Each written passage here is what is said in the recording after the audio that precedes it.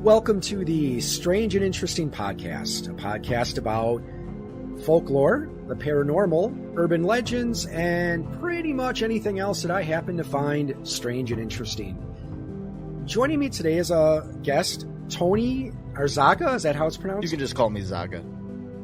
Zaga, okay.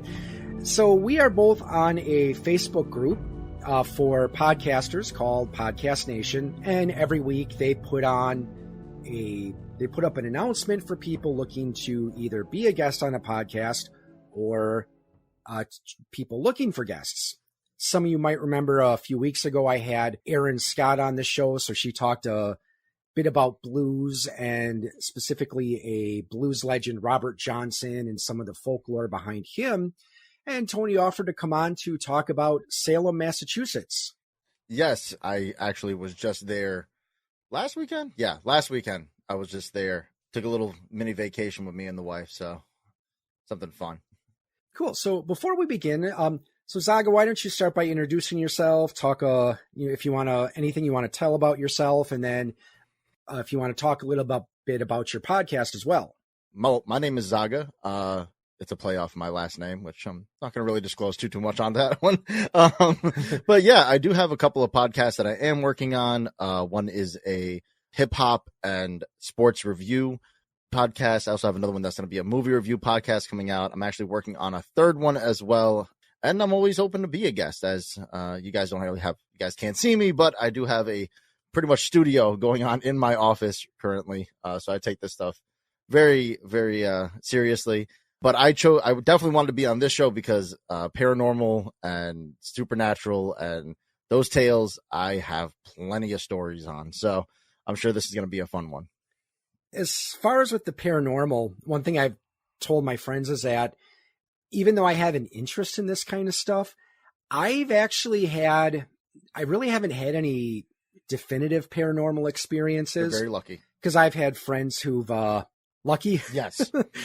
I suppose it depends, because I know there's people who they have paranormal or unusual experiences and it's horrifying and traumatic. And then there's other people who it's not necessarily bad. And in my case, like I said, I never really had anything that I could truly classify as paranormal. And as far as my interest in the paranormal, I got started at a fairly young age. I used to watch a show called Sightings. I've heard of that.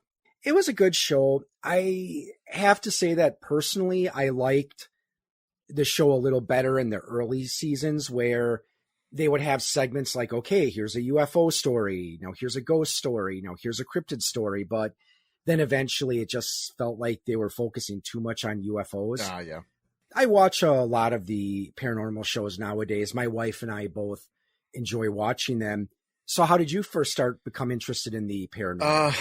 I got interested in the paranormal at a very, very young age. When I was about 5 years old, I apparently had a pet. I had a ghost friend and a ghost pet in the house I grew up in. My father came down to get me for dinner, and he heard me running around playing, and he's like, "Oh, come on, it's time for dinner." And I ignored him, and he came downstairs to come get me. And next thing you know, I'm looking around. I'm like, "Where'd the doggy go?" And my dad's just looking around like, "We don't have a dog." And I was like, "No, the doggy and the old man, where'd they go?" Found out after that, hearing that, my father freaked out a little bit. Back in the 90s, had to go to the library. There was no internet. And do some research, go through the stuff. Apparently, the last owner of the house was an old man who passed away because he was walking down to the basement where my father was staying at the time, because he was a young dad. And the guy walking down to the basement was peeling an apple, tripped on the stairs, broke his neck, and the knife accidentally stabbed the dog and killed them both in the basement. Oh, wow. Yes. So that was the very first interaction I had with paranormal. Ever since then, I've been piqued. I've always tried to get something on film, tried to catch something. I actually did get something in my old podcast, which is actually the hat that I'm wearing right now, A to Z Pod. My old podcast, we actually got something on camera in the middle of our show.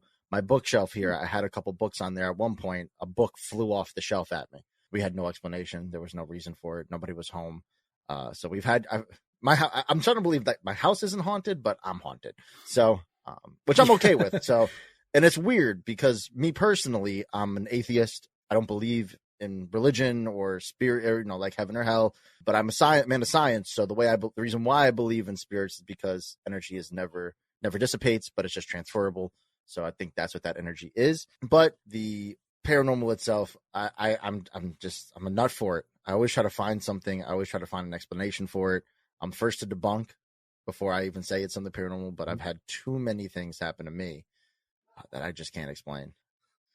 That's one of the things I like about ghost hunters back in the day. I don't know if you've watched a lot of their episodes or not, but I always like it how they try to debunk things before they say it's haunted.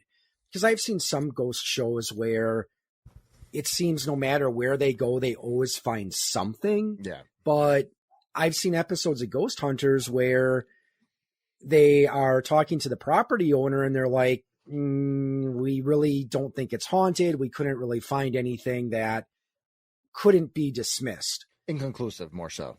Yes. So that is always interesting. Some of the scientific theories that I've heard people come up with to try to describe some paranormal events.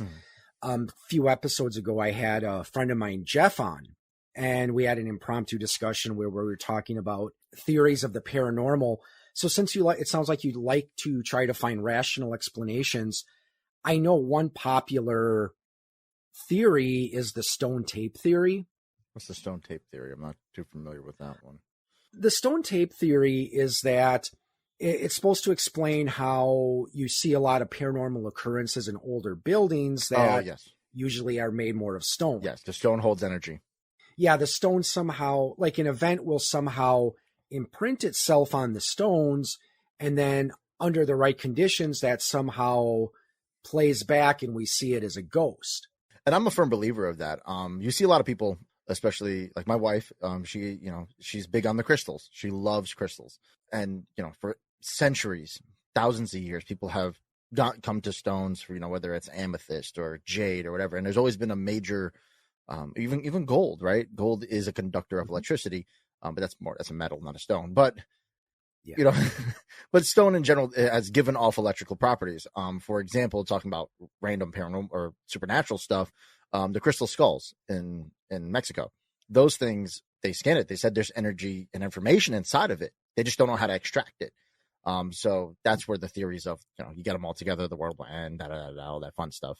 But I'm a firm believer that, stone can hold that. I mean, you're telling me that if a creature is fossilized in stone, where does that energy go? It has to be dissipated somewhere.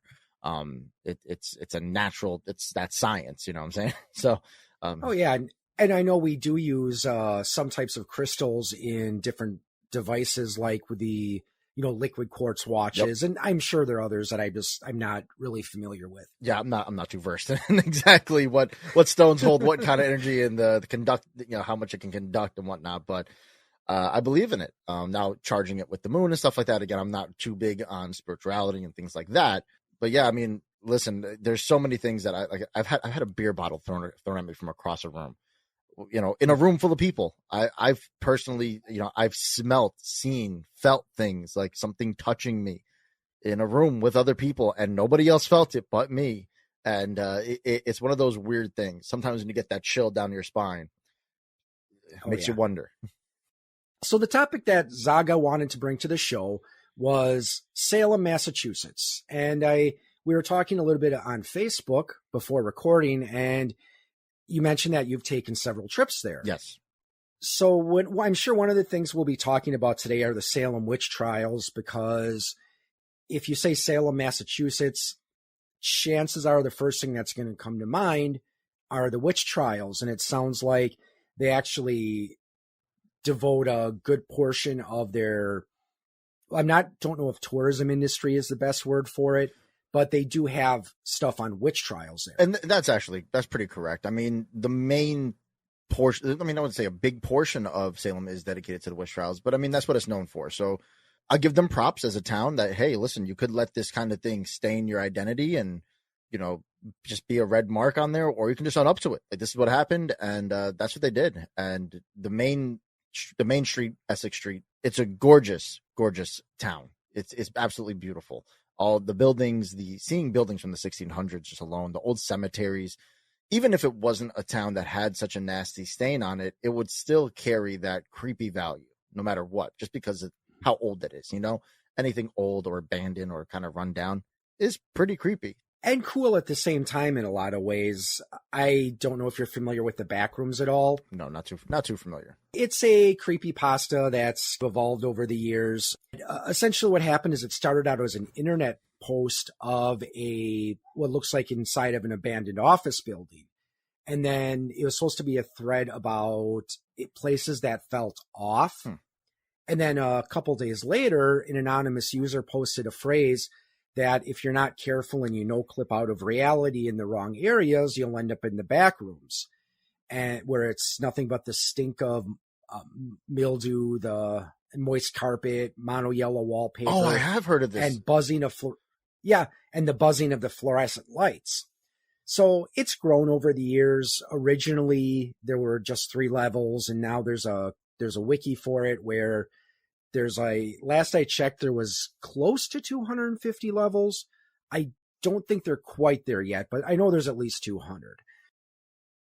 Since I've gotten involved in that community, I do find places of abandoned areas interesting for some reason.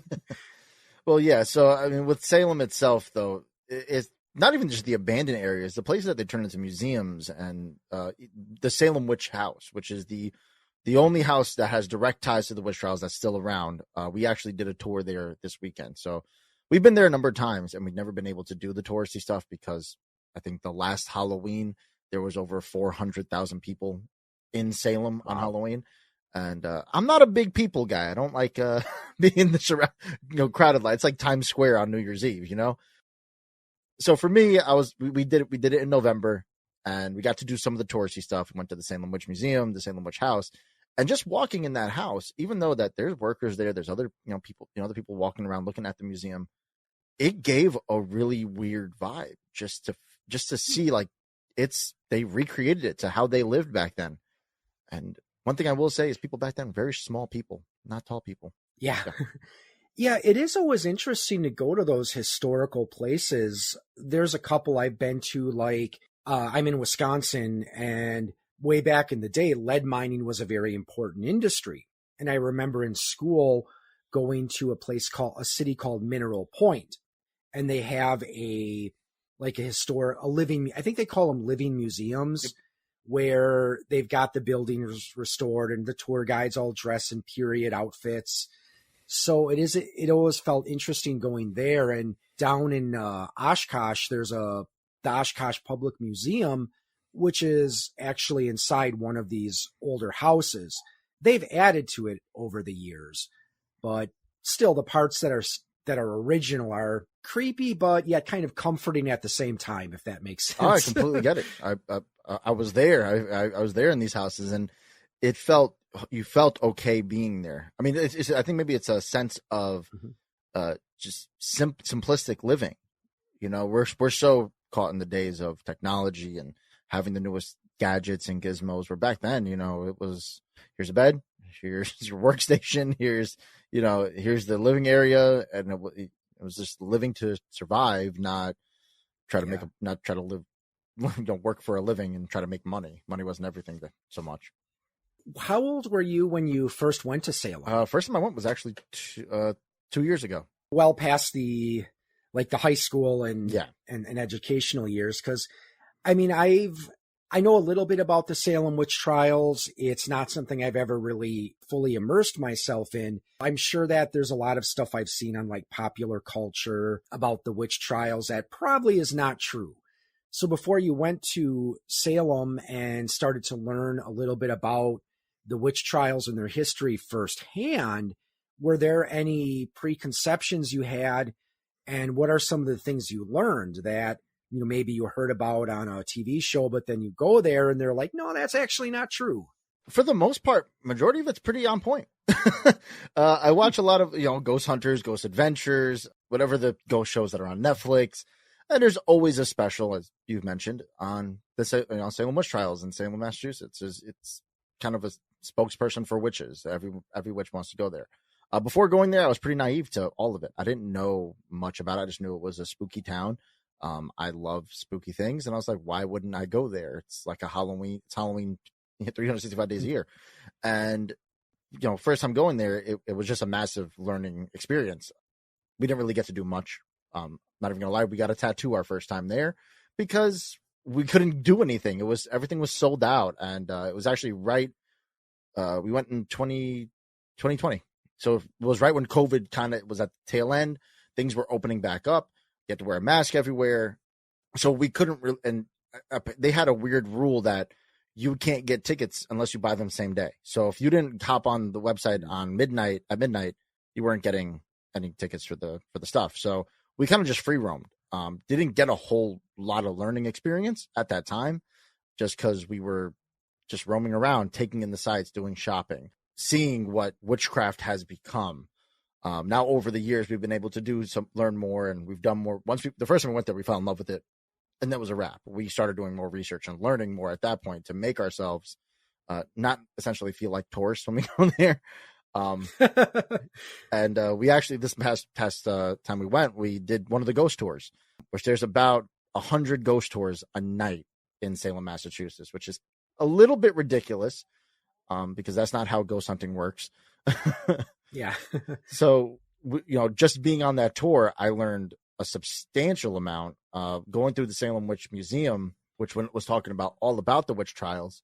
Like, one of the things I learned that was absolutely preposterous in my mind was that if you were accused of witchcraft and you went to the dungeon, you went to jail, and later on when the witch hunt was over and everyone was like, oh, well, they're not witches, we overreacted, you're innocent. If you were in jail, you had to pay for your jail time. You had to pay for your meals, your room. If you were being executed, you paid for the executioner to be there. So if you were found innocent and you weren't executed, you couldn't leave jail because you didn't have the money to pay the prison to get out, which to me is absolutely astonishing. I believe the number was 19 people were killed in the Salem witch trials. And some of the stories I heard were just, it's insane to think about as a human being. Forget the times, forget anything like that, but it just as a human being, it's absolutely terrible. And it was all on the preconception of, unfortunately, religion, and it pushed that notion of like, this the devil, and that's literally all it was. Puritans being afraid of something that wasn't normal. When you talk about the pain for your executioner, I remember reading something about that. They used to do that in England, where you would get your family to pay for the executioner to make sure that his sword was sharp, so he would get the job done right the first time. Because I guess there was this fear that if you were going to be beheaded and you didn't pay the executioner enough, he wouldn't really put a lot of effort into sharpening his sword or his axe, so it might actually take several strikes in order to cut your head off. So you'd want to make sure your executioner felt he was fairly compensated, so he would give you a nice clean cut and end your misery pretty quickly. Now, I heard another story when I was there. I don't. This was from the tour guide, so I don't know if he's just trying to build this fear factor or whatever the case was. But apparently, it was because if you couldn't pay, the government or the town had every right to take your property. So if they take more property, they hit things for free, essentially. And then, really weird fun fact: the whole Salem witch trials started because people ate pies or bread that had pee in it. That is a true statement. I swear on everything. It's the weirdest fact that I learned in Salem, Massachusetts, because back then what they would do is girls would be married off. Obviously, women were treated as property back then. Again, unacceptable as a human being, but back in those times, that was a norm. So the women, to try to figure out who they were going to marry, because they didn't know who they would marry at a young age, they learned from housekeepers, quote unquote. We both know what that means. Not a housekeeper. But they would learn from the housekeepers ways to tell the future. And one of the ways to tell the future was to pee in the making of the bread. And while the bread rises, it will tell you what about the man you're going to marry. Makes zero sense. But they did it a bunch of times, and other people ate the bread, got really sick, and then they were bewitched. Wow. That's crazy. I mean, I've heard of different divination rituals to try to predict your future husband. I know one of the rituals I heard about is like if a woman goes and looks in the mirror while holding a candle at midnight on a certain night or something, Yeah. they'll supposedly see their future husband's image in the mirror. But if they see a skull, it means they'll die without getting married. I mean, I remember when in my English class in high school reading Macbeth, and we talked a little bit about the, witchcraft in there. And we had to do a report about something related to the time period. And I did mine on witchcraft. And I remember when I was doing the research for that paper, a lot of the stuff, then again, this is at least over in the United Kingdom, and I'm sure it probably followed to Salem, but a lot of times the witchcraft accusations were made over stuff like land dispute, or if someone was just like a social outcast. Very similar. Yeah, because there was one story I remember reading about where a woman was accused of witchcraft because their neighbor's daughter was losing control of herself. And of course, she was executed as a witch. But nowadays, after looking back at it and seeing her symptoms, a lot of researchers thought she probably just had epilepsy. But they claimed since the neighbor was kind of and since the neighbor was looked at with suspicion, was a bit of an outcast, they accused her of being a witch, and they thought she was doing it. And that's very similar to what was going on in Salem. Similar things. That actually, those girls that did the peeing in the bread, they, all the people getting sick, they didn't want to own up to doing that. So they blamed somebody else that they were taught this stuff from a witch. And then, it created a divide in the town, and it, all of a sudden people were like, oh, they must be a witch, or this person must be a witch, because they didn't disclose the names. And that's where a lot of these false accusations came from. One of the guys, apparently he wasn't accused of witchcraft. He just he supposedly hid a witch or something like that. Corey Giles. I don't know his entire backstory. I can't remember off the top of my head exactly. But he's infamous, not infamous, but famous in Salem because he refused to, say anything. He wasn't executed. But one of the things they would do for torture to get you to talk was they would put a plank of wood on you and put stones on you. And he was a brittle, 70-year-old man, 60-year-old man, something like that. I'd say 80 because I think of today's age, but probably more like 45 years old. And they're like, he's an old man. But what he did was every time they would ask him, and he's actually kind of the cause of what stopped the Salem witch trials, because they kept putting more rocks on him. They tell him, you better tell us who's the witch or whatever. And the only thing he ever said till his last breath was more weight. And wow. he was stoned to death. It's actually one of the famous sweatshirts, t-shirts you can get in Salem that says, I got stoned in Salem. And it's all about Corey Giles, because that's literally, I have the hoodie myself. I had to get it. But he literally he didn't believe in accusing somebody of witchcraft. He said this is all fake. This isn't real. And one of the tours that we did, they talk about, just the growth of witchcraft and where it's become now in today's day and age, where, if you're a witch, it's kind of like an edgy TikTok thing now. Like, oh, you got your crystals, you got your herbs, where you think about this, it wasn't that long ago. A couple hundred years isn't that long in the scheme of humanity, where witchcraft, in almost every single other culture is completely a witch doctor. You want one, think about ancient Egypt, where any kind of witchcraft, you're getting into the royal family. You're going up to the royalty at that point. You're going into the palace. And it's weird that in that society that it just changed all of a sudden and something evil. It's crazy to put those things into perspective, especially when you walk through these tours and they explain those things to you.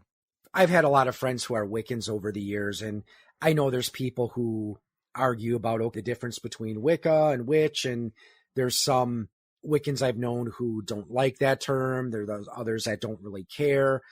I've never really met any witches that were, as you said, the edgy TikTok. You see the girls who dress up in the witchy stuff and they wear the witch hat and they put the the black eyeliner on. They paint their nails real black and pointy. And it's like, you're not really a witch, though. Are you really practicing these things? Because the one thing I love about Salem is that there's people who truly follow witchcraft, and the stores there are true to the worship of witchcraft and worship or following. I don't know what the proper terminology would be, but they have all the herbs, they have all the spell books, they have all the things.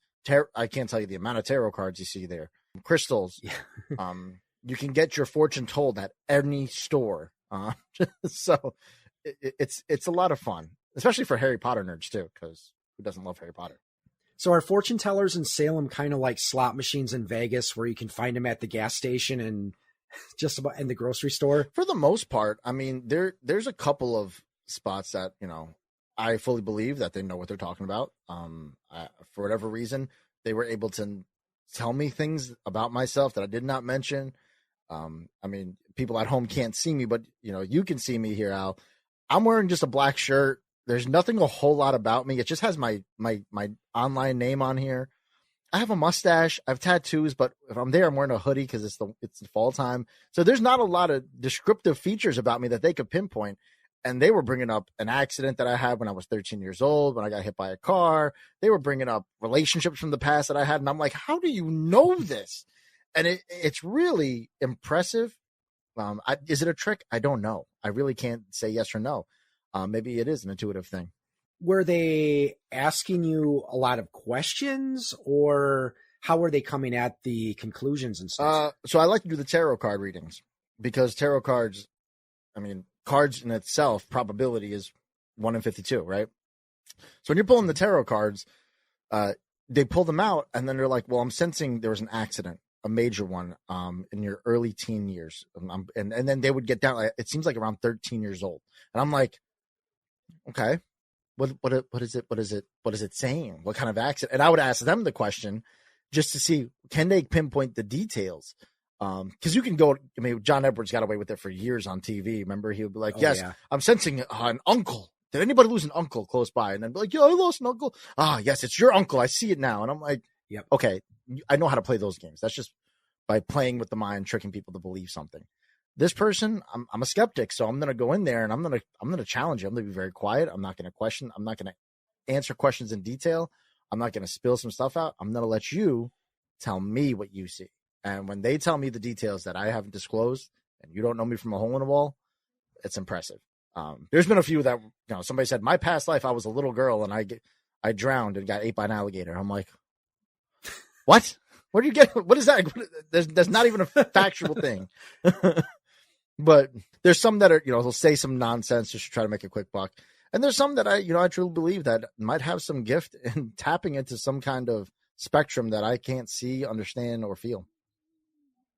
Yeah, the reason I was asking about questions, and it sounds like you're familiar with this too, cold reading, because I know like another one that they'll sometimes do is they'll say, oh, I'm sensing someone who died and I feel a pain in the chest, possibly lower in the abdomen. And it's like, okay, let's see, that could describe someone dying of lung cancer, exactly, heart disease, pancreatic cancer, stomach cancer. You open this vagueness and then you let somebody feed into it. And then, yeah, I get it. So it sucks because for me, about me personally, I work at a car dealership. I'm a general sales manager of a dealership. And I've worked in sales for the last 10 years. There's not a lot of things people can say to me that I'm not going to come out, skeptic from the get-go, because you're selling me on something. And there's one thing any salesman hates is being sold, because we're going to try to dissect your sales process and try to stumble you up just because we want to make you feel the pain we feel every single day. So yeah, that's kind of what I go into these things with. And like most magicians hate me because I will sit there and try to say, like, what's the movie called? My Cousin Vinny. When he's explaining Vinny and he's calling out that Vinny was debunking the guy. It's under his hat. Oh, he's palming the card. Unfortunately, I'm a kid from New York. I'm Italian and I'm a salesman. I am the stereotypical sales guy that you probably would hate to talk to, but I know how to read people like that. So when I'm stumped, it's usually a pretty good time. I know only a very little about tarot cards. It's not, it's not something I've really delved too deeply into. And at least the way I understand it is there's different formations a tarot card reader will use. And when they put down a card, it's like, okay, this section here is supposed to represent past challenges. So you might look at whatever card appears in past challenges and then try to draw a conclusion from that. And, this space over here represents your greatest fears. And then if you see this particular card, so at least that's how I understand it. I could be wrong. No, I gotcha. So I go to Renaissance fairs a lot too.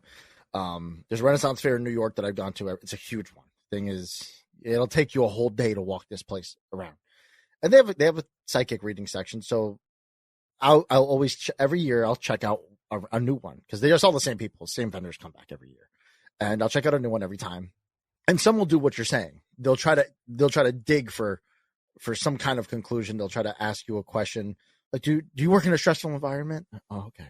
Do you do this? And then, they'll ask you questions that can lead them to a random conclusion. Now, yeah, could they nail something on the head? Luckily, of course.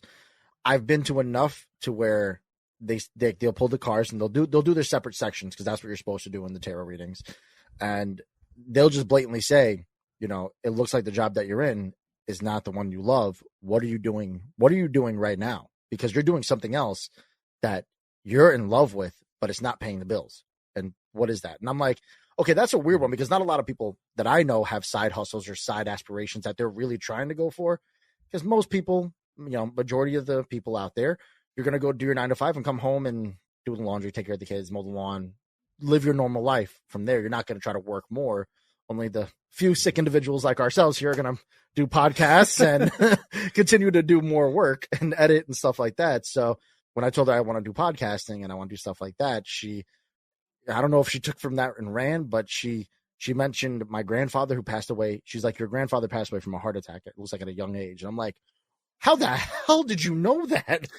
I was like, my grandfather could have still been alive and I would have been pissed about it. But how did you nail that at a young age? And there's just some things that they'll say that I've been told. And I'm just like, wow, that is absolutely insane that you were able to know that about me. So the message to the audience here is if you ever want to look for places to get your fortunes told, Salem is a great place to do that. Yeah, just don't go to the ones that, there's like psychic reading for $10. No, you're going to have to pay for a good psychic. I'm going to tell you that. Okay. So going back to the Salem witch trials, so you mentioned one of the punishments, they would put a board on someone and then just keep piling weight until they can't breathe. There's another punishment I've heard about. I don't know if they did this in Salem or if it was just in England. And this is another one where we got to look back at it and think, what the heck were they thinking? I mean, I know the rationale, but you still wonder how they got to that conclusion. The one where you tie someone up and throw them in like a pond or a river. And if they float, okay. that wasn't in Salem. I would have heard about that one. That one was not in Salem. That's Old English right there. Okay. So yeah, if you float, you're a witch, you're guilty and we're going to kill you. But if you sink, you drowned and die, but you're innocent. And at least the rationale I heard for that one is that supposedly witches, since they rejected the waters of baptism, that means the waters would reject them, and or how they're supposed to be supernaturally light, and that's what allows them to fly, and that's why they would float in the water if they were a witch. And it's like, okay, yeah, you just got to look back at it and wonder what the heck, No, and I get that. One of the things that I learned there, because I did a number of museums, so you got to forgive me. There's a lot of information thrown at me, and I've tried to absorb most of it. I did the Salem Witch Dungeon Museum, so that was a new one. And one of the things that they do a recreation of what a court scene would look like if you're on trial, which was kind of cool to see, something different, especially seeing actors dress up in the stuff and act it. And one of the things they would do is they'd make you recite the Lord's Prayer, Our Father who art in heaven. And if you're not a witch, you can recite the whole thing front to back. No skips. But they would put you on the spot in a stressful environment with an entire town screaming at you in front of a court. So, of course, there's going to be and they would stop you if you took a breath. If you stuttered our Father and then stop. Oh, that's it. She's a witch. She's a witch. And I'm like, oh, my God. Like, I talk for a living in sales, I'm podcasting. If people listening at home, you've heard me stutter 16 times already. And I can't even imagine, being put on the spot like that in front of a ton of people where it's pretty much life or death. Yeah. And I mean, one of the other like punishments they would do is, of course, if you couldn't pay for the prison, you got put in a really bad cell. One of the cells was maybe a 3x3, and they would put 3 people in there at a time. And a medium class, or they said a high class cell would have a bunk bed. It would have a pot that you could pee and poop in, and you have to pay for the pot separately, but they would clean it. You could pay for the cleaning service as well. You would actually be given food. They wouldn't give you food. You have to pay for that.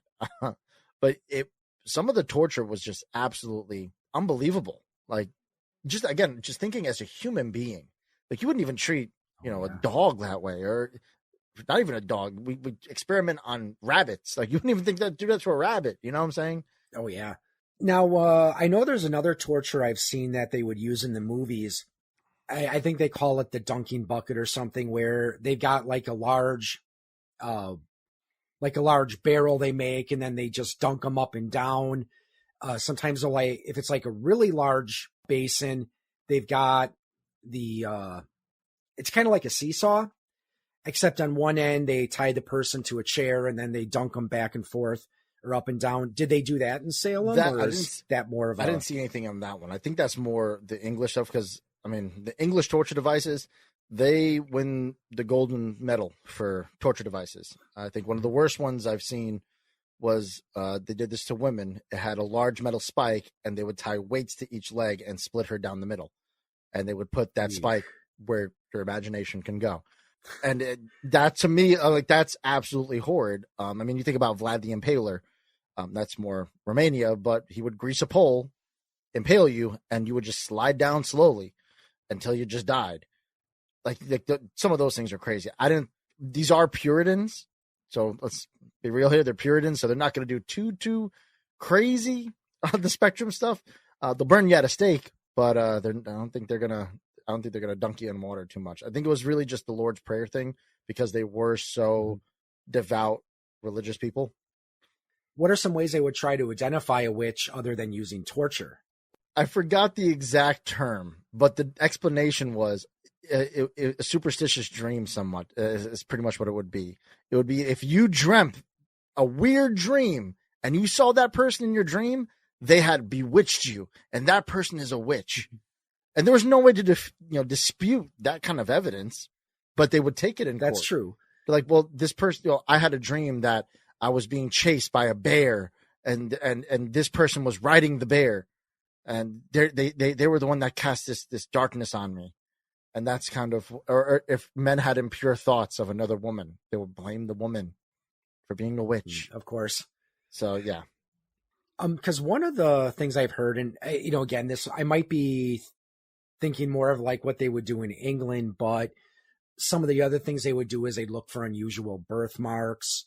And like another thing they would do is they would take a sharp object, and if you had a birthmark, they would poke it in to see if you felt it. Because supposedly, if you didn't feel pain there, that meant it was the devil's mark and you were a witch. And supposedly what some of these witch hunters did is, if they didn't like someone and they wanted to try to prove them as a witch, they had it would look like an ice pick, but it was designed so that it's not really a blade, but the sharp and pointy part would like go into the handle. So that way it would look like it's going in, even though it's not. I've never heard anything like that in Salem, at least. I know they would do hangings and burn at the stake. Those are the two things that I know for executions, reciting the Lord's Prayer, but a majority of the testing, if you were a witch, was based on dreams. Or if, your neighbor accused you and had my crops died and theirs didn't. They're clearly using witchcraft. Kind of like it was so petty little things. Or if like somebody owed you a debt, that was one of the stories I heard, was if somebody owed you a debt and they couldn't repay you, they had a claim of witchcraft. It was mainly by word of mouth. There was no real testing to it. And this was during a time where there was famine. The winter was really, really bad. There was I forgot what flu was going around at that time. People were scared, were were upset, and it's funny because in the Salem Witch Museum, they actually talk about similar situations at the Salem Witch Trial in current day America. So when you think about after Pearl Harbor, the Japanese internment camps, mm-hmm. You're imprisoning Japanese Americans for no reason. Maybe you're not torturing them, you're not executing them, but you're interrogating them. And as we know, America they're pretty good at interrogating. So they'll get that information one way or another. So it's the same concept, just a different time frame in a more civilized way from what we know, but God knows what's in those CIA files.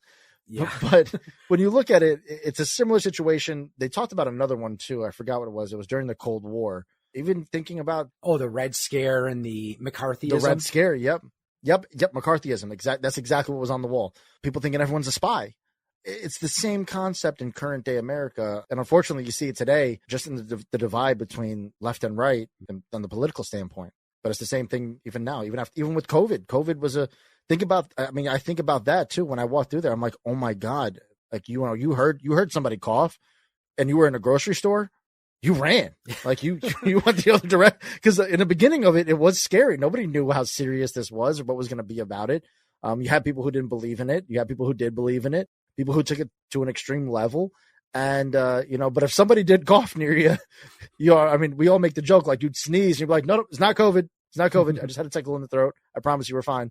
But it's the same concept. And it's crazy to think that stuff still happens today, I mean, I was a big heavy metal fan. Well, still I'm a heavy metal fan. But back in the 80s, when I was still growing up, I was a metal fan. I was a D&D fan. So, I know about those. Yeah. With the Satan worships. Yep. And I actually for last month, I actually did an episode entirely on the Satanic Panic. And, as I mentioned, that episode, I was lucky where my parents didn't buy into it. Because, good. Because it's a good thing. I kept out of trouble. I wasn't doing badly in school. When I got old enough, I was, held down a job. So I wasn't doing anything that would make them think I was, into drugs or Satanism or anything like that. But I know other other people growing up who had parents that would not let their kid play Dungeons and Dragons mm-hmm. because they thought it was going to turn them into a Satanist. And my old podcast partner, Chad, that's actually one of his experiences growing up. He told a story about how he went to a friend's house and it was too rainy to do anything outside. So they stayed inside and played Dungeons and Dragons. And he told his mom when he got home, and she made him go to confession and was freaking out and was afraid he was going to go to hell. So it's like, wow. And it's so funny because when you think of that too, today in modern day, blatantly honest, I have a necklace on right now. I'm part of the Satanic Temple. Technically, yes, I'm a Satanist, but they're more of an activist group. That's a whole different side of it. But the whole idea, I have a sweatshirt that says Hail Satan. I get looked so sideways when I go to the grocery store. People get so uncomfortable, even today in 2022, where, I think majority of this generation, I think the millennial and Gen Zers are not religious in any sense.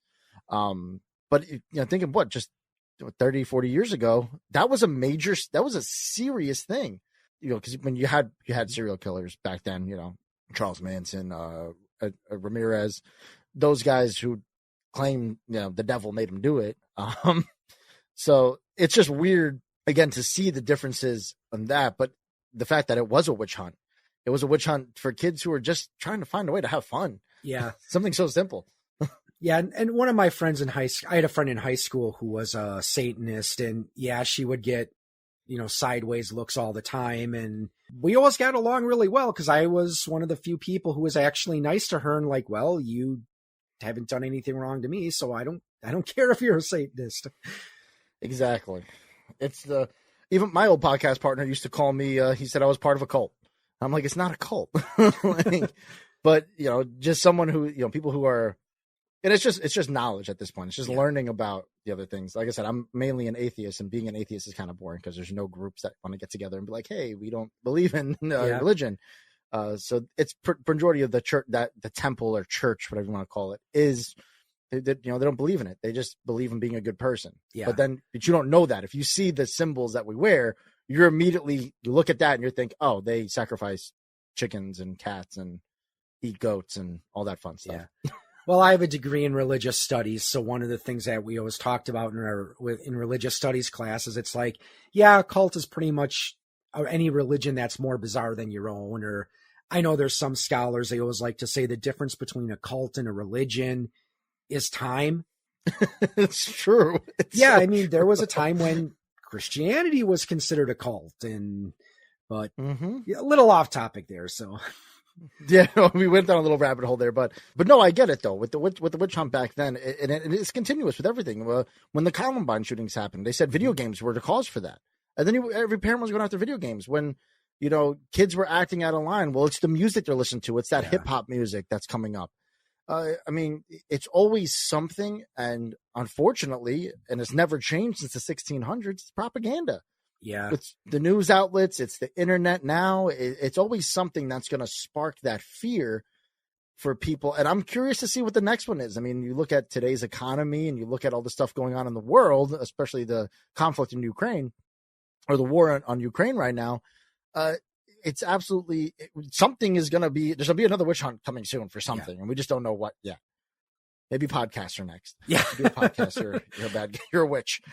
Yeah. And then when you talk about the whole video games and violence stuff, my cousin and I used to do a podcast where we talked about video games. And I know that's a subject we addressed several times because, it's unfortunate whenever there's a mass shooting, usually one of the first things politicians like to blame is violent video games. And there's actually been, I know that there's been studies trying to connect violent behavior in video games to at least, I think, the 80s when video games started to become more popular, and especially after Mortal Kombat got really popular.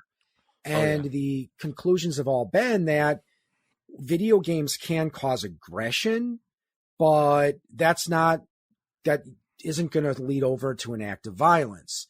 So if someone loses a game of Call of Duty, well, they might throw their controller against the wall, but they're not going to go grab a gun and shoot up a store or a restaurant or anything like that.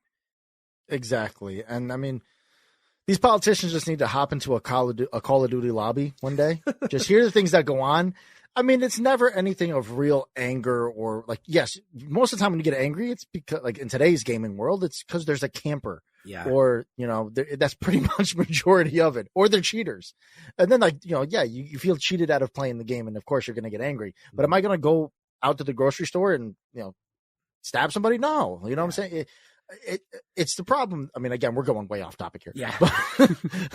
But I just want to bring this point home. It's a matter of mental health, right? Yeah. And that's really what it is. The people that are doing these things, they're not doing it because of video games. It's a scapegoat. And it's the same thing with the witchcraft, with the Salem witch trials, saying there was witches. That was a scapegoat for the famine, for the fear, for the lack of food and illness. Pearl Harbor was a scapegoat. You have to pinpoint a bad guy and just put it all right there. I mean, if you unify everybody to hate one type of one certain area, have a common enemy, that's the best way to unite people. You saw what happened in Germany. Yeah. And when you go back to another point you made, how it's like if someone said, well, my crops died, but my neighbor's crops are flourishing. Well, I suppose it's easier to blame your neighbor and accuse him of being a witch than just admitting that you're a crappy farmer, right?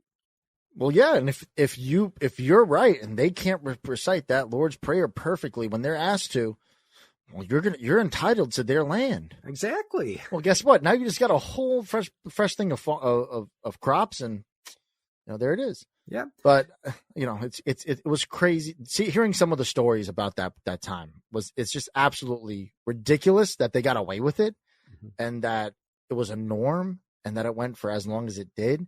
So I actually live in Connecticut, and I didn't know there was a similar witch hunt in Hartford, Connecticut. It was one of the first one. I think it was actually before Salem, but back then, they didn't have the instant notifications of knowing what's going on. So by the time that the news from here traveled up to there, it's a 2.5 hour drive from me, from Hartford area. So what is that? Got to be like a 4-day trek, 5-day trek. And all of a sudden you start spreading, there was witches in our town, and da da da. Well, next thing you know, it spreads like wildfire. Yep. So when you've been to Salem, and again, you mentioned you've been there a few times.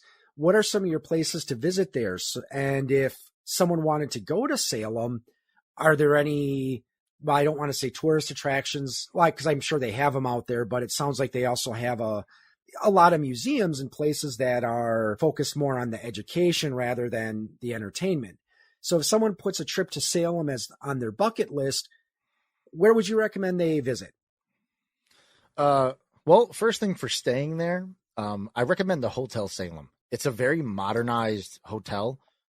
Absolutely beautiful. Weird showers. There's no doors, so water just gets everywhere. But just I have to point that out. That's the only flaw that hotel has.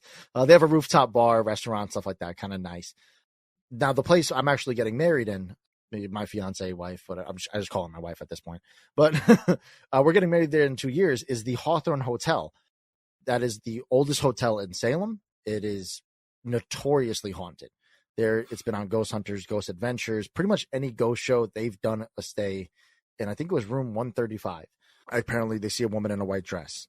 So interesting enough, that's one of the places. I haven't stayed there yet because they are already booked for October of 2022. That's how popular they are. So if you're planning on going, don't go in 2 years because I'm getting married, so I'm booking that out. But you can go the year after, go 2025. But yeah, so the Hawthorne and the Salem Hotel. Plus, there's plenty of Airbnbs in old houses that people have renovated to be a bed and breakfast. Really cool to stay in some of those states houses. But as far as attractions, bring a lot of money because majority of Salem's attractions are shopping. You're going to shop for those. You're going to eventually buy a witch hat because why wouldn't you if you're in Salem, Massachusetts? You're going to buy shirts and stuff like that. My favorite store is called Blackcraft. They're all, they have demonic, satanic, witchy.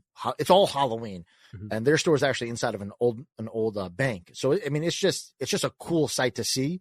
Just walking around in there. There's Hex, which is one of the most notorious or one of the most famous stores there. Restaurants, you would have a big appreciation for one of my favorite restaurants there. It's called a Bit Bar, and Bit Bar. When you walk in, it's like you're back in 1988, 1992. They had Power Rangers, Teenage Mutant Ninja Turtles, all that kind of stuff on the TVs. And it's filled with every arcade game you could think of. I actually took a picture of House of the Dead 2. Oh, awesome. The shooting game. Yes. We were sitting there and I'm like, babe, I'm about to go spend a lot of money on this game because I'm going to beat it. I'm old. I'm prepared. I played a lot of Call of Duty to get to this point. But there's plenty of places to eat. They are a little pricey. There's one diner that's been there since like the 1700s called the Red Tavern. Probably one of the best diners I've ever been to. They're just quick and they're actually the cheapest place to eat, which is why it's one of my favorites. But yeah, there's just plenty of places for food, all kinds: Spanish, Mexican, Chinese, Italian, seafood, whatever you can think of. But if you do go to Salem, don't get too caught up on the witch stuff. There's plenty of other beautiful things to see in Salem as well. It was a major port back in the 1600s, so they have a ton of museums and history. Supposedly, and I say that because this was part of the ghost tour. I don't know how true this was. But Blackbeard the pirate is buried in the main cemetery in Salem. His body, his remains, whatever was found there, his head is kept at the Peabody Museum. You will never see it. They keep it locked away because there is a curse tied to the head of Blackbeard. But it is in that museum. Wow. So random, right? Yeah. So you said that going and buying a witch's hat there. So I suppose that would be the equivalent of buying mouse ears when you go to Disney, if you go to Disney World. Absolutely. Yeah. So it's very similar to that. You're going to see those kinds of things right in the center of town. They have the Bewitched. What's from the 1970s TV show Bewitched. Okay. They have a statue of her just sitting in the middle of a courtyard. And it's one of those photo op things where everybody takes a picture of with. So you'll see them. It's in every single store except for the real witch stores. The real witch stores don't carry them because they don't actually wear those hats. There's a huge Harry Potter section too. They have a Harry Potter store that's actually attached to the Ouija board museum, which that's actually really cool to see. Terrifying, because I don't mess with Ouija boards for a reason. I'm sure we can discuss that another time. Yeah. But they have a Ouija board museum. They have I forgot, Why Nots is what it's called. It's you can buy wands. Okay. So they have complete replicas of the Harry Potter ones, but they have like true to history of what witches would use for wands, ones wrapped in cloth and herbs and stuff like that. And then they have ones that are just, they threw it on a lathe and mass produced it so people can just buy them on a quick whim. But it's all pretty cool. Definitely check out the local shops. It's fun. And there's a really, really cool comic shop there. I got to throw that one out. I spend about at least an hour or 2 hours there every time I go. What's the name of the shop? I have no idea. I couldn't tell you, but it's right across the street from Blackcraft. Okay. Well, I'd like to thank you for joining us today, Zaga. Now, before we go, it sounds like you're going to be starting up a new podcast soon. If someone does want to find your podcasts, where can they go? The major ones, YouTube, Spotify, Apple Music. You're going to find my one, Hip to the Game. That one, our first episode was released today, actually, on Monday, right before Thanksgiving. And my new show that we just decided what we're doing today. That one we're not recording until next month, but take a look out for that. That's going to be on movie reviews. We're going to pick random movies, and once we get a big enough following, you, the listeners, can pick the movie that we want to listen to, or that we want to watch and break down. But the hip hop one, we just do album reviews and talk about the most recent sports stuff. So if you're into that kind of stuff, check it out. If you're into movies, check it out. And otherwise, you can find me on other podcasts. I'm going to try to be a guest anywhere I go. And is it is A to Z Pod the name of your YouTube channel, or? A to Z Pod is my old podcast. I just spent a lot of money on merch that I refuse to not wear it. But that's actually probably going to be turning into A to Z Production soon. So try to make use of what I have. Because I am producing and editing and doing all the fun stuff for my show. So at least I can throw a production label on top of it. When you said doing the fun stuff like the editing and stuff, was there a hint of sarcasm in there, or? It's funny. That's my favorite part. I'm not going to lie. Editing and doing all those kinds of things are my absolute favorite part of podcasting. It's the marketing. That's the one part that I cannot stand, because, TikTok and Twitter and Reddit and all these things, it's so hard. It's a full-time job to keep being relevant on those websites. And I just don't want to do it. I think also one of the other challenges with podcasting is just the trying to be consistent. I mean, if someone has never actually put together a podcast, they might think, oh, it's easy. You just sit in front of a microphone and talk. And it's like, well, I guess it depends a lot on the type of podcast you do. Now, for something like this, it's actually nice and easy because I get a guest and we talk. But for a lot of my other episodes, there's a lot of research that goes into it. So then, you got to do the research. I got to write the script, got to record it, got to edit. For some of them, put music in there. So yeah, it's a lot of work. Yes. And then the music, you have to make sure it's not copyrighted and it's royalty free. And then the editing itself is so, it's so tedious, because sometimes you just have to get rid of a one word, and then you got to search for that entire thing, find the right wavelength in that sound thing, and delete it. And then if you want to make a short video just to put online so people can get an idea of what your show is about, that's even harder because you have to find something that makes sense. One of the things I've heard some podcasters say they hate about editing is they hate listening to their voice and hate listening to themselves talk for while they're editing. And yes, I've unfortunately for me, working in sales, my old managers that I used to work for would record our phone calls and replay them to us. So I got used to hearing my voice very, very, very long time ago. And it made more sense to just, if I'm going to have to listen to myself talk, might as well make it worth something I enjoy. Yep. Well, thanks again for joining us, Zaga, and thanks again for listening, everyone. And until next time, stay strange and stay interesting. You have been listening to a presentation of Point of Insanity Game Studio. Visit us on the web at poigamestudio.com. Follow us on Twitter at poigamestudio. Look us up on Facebook and email us at poigamestudio@gmail.com.